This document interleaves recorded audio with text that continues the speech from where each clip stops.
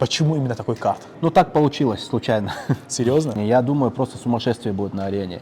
Аншлаг, понятно. Собрать 5 топовых бойцов Таджикистана в одном карде, это было целенаправленно? Что думаешь по поводу боя Буракшова с Дауреном Ермеком? Кто фаворит?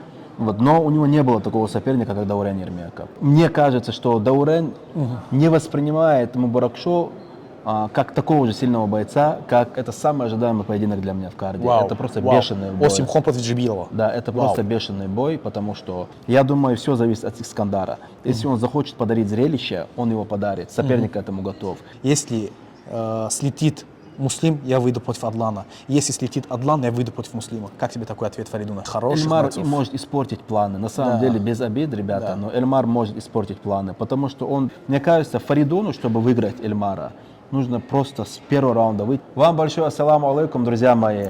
Мы всегда рады вам и всегда ценим и чувствуем вашу причастность к любым нашим событиям, особенно где дерутся таджикские спортсмены. Так что берегите себя, всех благ вам и Таджикистан Бапеш. Ахмад Сила. Спасибо, родной.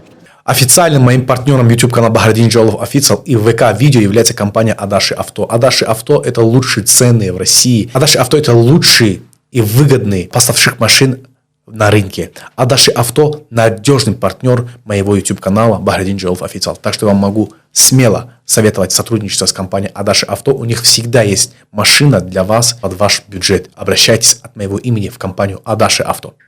Друзья, все помните это эмоциональное видео, на котором одевают парик на лысых мужчин? Насколько ухоженные и красивые волосы меняют облик человека? У некоторых из них идут слезы.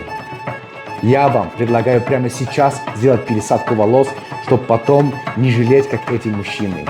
Клиника Огузмед поможет вам и вашим близким сделать пересадку волос. Обратитесь от моего имени и получите 20% скидку. Подробная информация по номеру телефона или в описании под этим видео. Асланбек, приветствую тебя, ассаламу алейкум. Валейкум салам ра. Добро пожаловать в Москву. Спасибо большое. На один из лучших турниров года в Лиге ЕСЕ. Как минимум. Да, выступают одни топовые лиги. Вот. Почему именно такой карт? Ну так получилось, случайно. Серьезно? Да нет, конечно. Мы работали целенаправленно. Мы хотели собрать и для болельщиков Таджикистана, что в первую очередь вас интересует, тех бойцов, на которых вы бы хотели прийти. И Бехруз был в карде, но он слетел. Так, да, вообще было бы шикарно. С кем, если секрет? Я уже не помню, если честно. Он просто был в карде. Был в карде. Или по-моему, со Спартасом был, с бразильцем. Вот. Но в любом случае он был в карде. У кого-то нужно и на ЕСЕ 200 оставить, так что посмотрим. Да. А так, да, концентрация боев, она прям зашкаливает. Да. Столько противостояний. Фаридун против Эльмара, и Осимхон против Давида Джибилова, и Искандар против Венециуса Круза. Вот. И получается у нас кто еще? Мубаракшо против Даурена Ермекова. Что за бой? На самом деле я иногда забываю, но в этом карде столько боев, столько противостояний. Я думаю, просто сумасшествие будет на арене. Аншлаг, понятно, солдаут, и как бы все самое лучшее нас ждет впереди. Атмосфера такая реально чувствуется, что будет зубодробительная история. Зубодробительная и, так скажем, будет аншлаг однозначно. Это уже понятно, там билетов осталось-то. Да, билетов осталось совсем немного. Такое ощущение, что как будто, знаешь, турнир UFC в Москве или турнир Беллатор намечается. Ну, круто, что мы выходим на такой уровень, когда периодически наши турниры пробуждают такое ожидание у людей. Это атмосфера праздника, это атмосфера единения и возможности где-то эмоции выплеснуть и почувствовать себя частью важного события. Это круто. Эту возможность мы дарим всем, и бойцам, и всем нам, и болельщикам. Собрать 5 топовых бойцов Таджикистана в одном карде, это было целенаправленно? Чтобы собрать таджикскую публику в Москве? Ну, в Москве это, сам понимаешь, как бы, ну, в том числе, то есть мы не ограничиваемся тем, что мы вот таджикских бойцов поставим и таджикскую публику приобретем. Мы международная лига. Это лишь одна из частей наших задач. Также у нас есть задача, вот примерно Дима Арышев дерется, Глеб должен был биться, у него, к сожалению, соперник слетел, Александр Грозин дерется. Есть ряд бойцов, на которых уже придет там славянская публика, есть кавказские бойцы, которых поддержат, есть иностранцы качественные. И в конце концов это и формирует отношение к карду и делает его таким ожидаемым. Что думаешь по поводу боя Буракшова? Саурен Мирмеков, кто фаворит? Если честно, с одной стороны, Мубаракшо непобежденный боец, да, он очень уверенно идет. Мне очень понравился его дебют в Лиге ACA. Мубаракшо очень хорошо сложен для среднего веса. Он очень силен физически, борется хорошо, у него хорошие удушающие ребята, говорят. Вот, но у него не было такого соперника, как Даурен Ермеков. Но Даурен нестабильный. Он в одном бою прям впечатляет, в другом, как с Димой Арышем, как будто бы ниже своих возможностей может выступить. ACA он провел один бой, прошел проверку боем. И на самом деле это для него было очень непростое испытание. Но он выиграл сильного бойца. Вот. И теперь, я думаю, мне кажется, что Даурен не воспринимает Мубаракшо как такого же сильного бойца, как, как Ханиката, с которым бился до этого. Вот. Но при этом, я думаю, есть в то же время принципиальность, потому что история с Фаридуном незавершенная, а тут Мубаракшо, да, человек, который там ту же страну представляет, все равно эти аналогии будут, по крайней мере, у болельщиков. В этом плане у него мотивация будет. У Мубаракшо то же самое. У Даурена были конфронтации с Фаридуном, соответственно, с болельщиками Рамсы какие и так далее. Естественно, Мубаракшо будет хотеть выиграть. И принципиально это ему будет сделать. Ну и вообще проигрывать в его планы, я думаю, не входит, так как он вообще не проигрывал никому. Это его мотивация.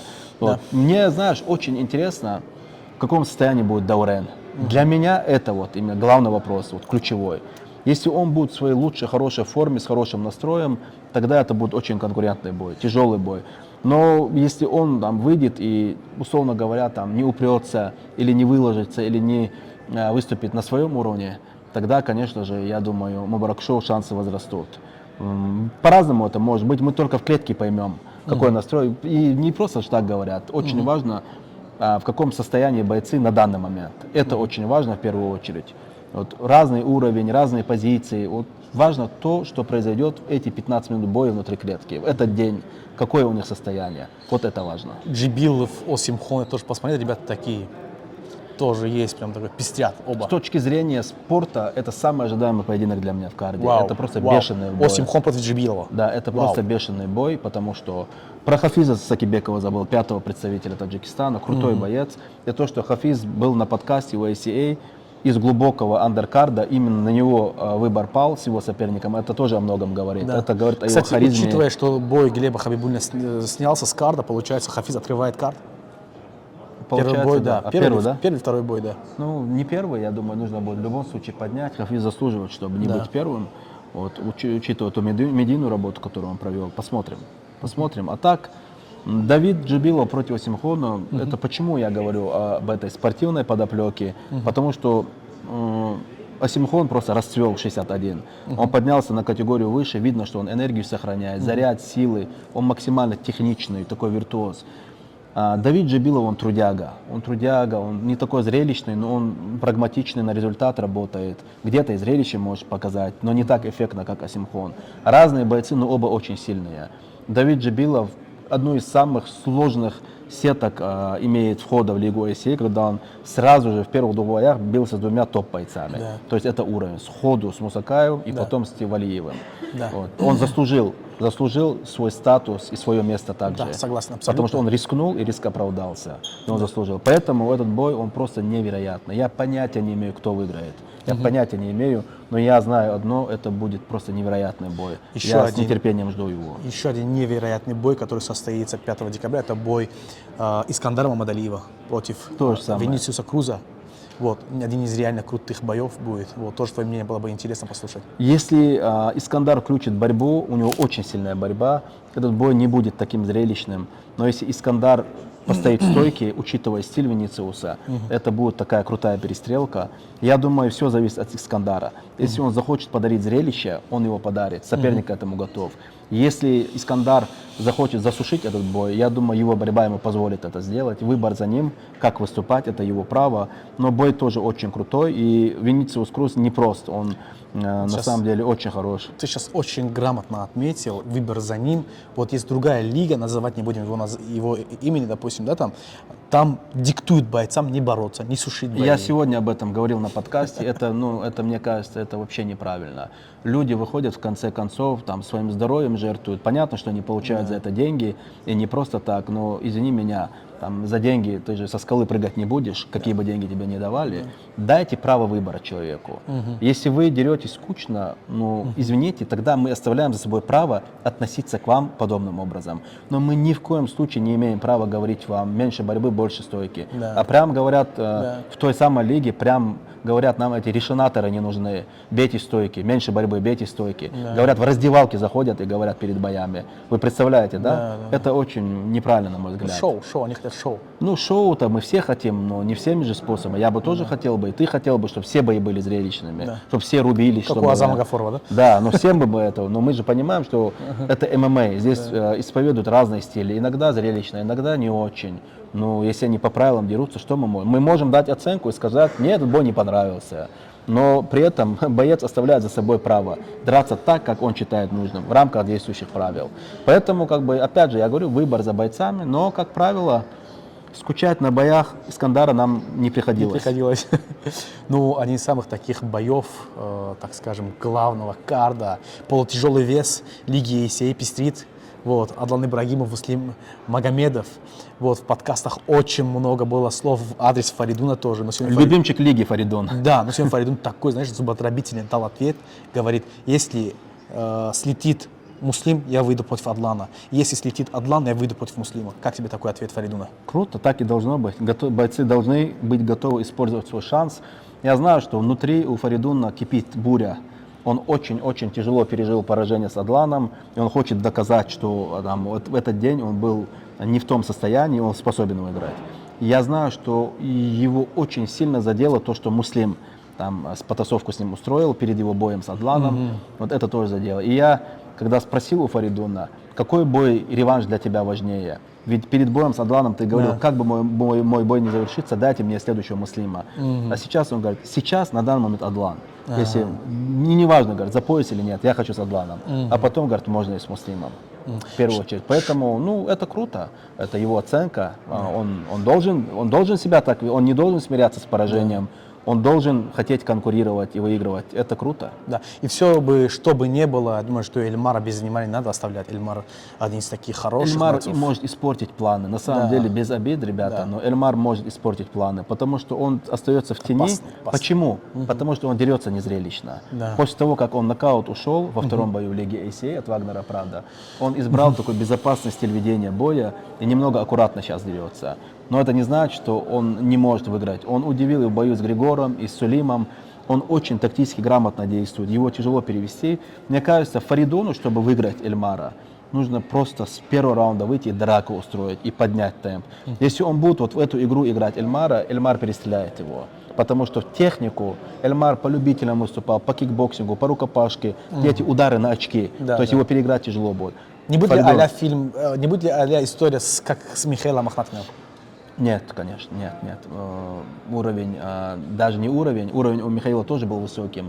Готовность идти до конца, заряженность. Михаил не был в том бою. Вот при всем уважении, он просто вышел и отработал номер. Это не был Михаил. А вот тут, понимаете, когда боец выходит биться, важен его настрой.